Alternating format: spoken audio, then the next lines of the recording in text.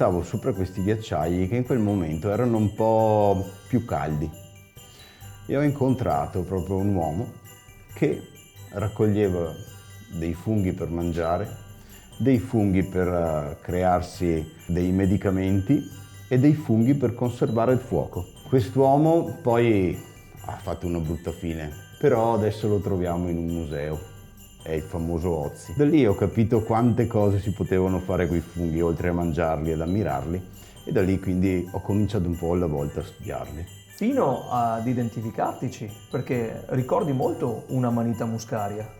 Bravissimo, io ho questo vestito perché mi piace il bianco e mi piace il rosso, ma molti pensano che il mio vestito venga dalla cultura Sami.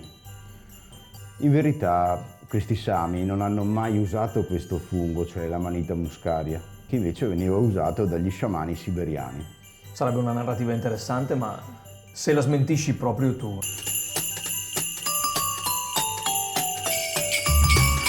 Ho, ho, ho, ho, ho!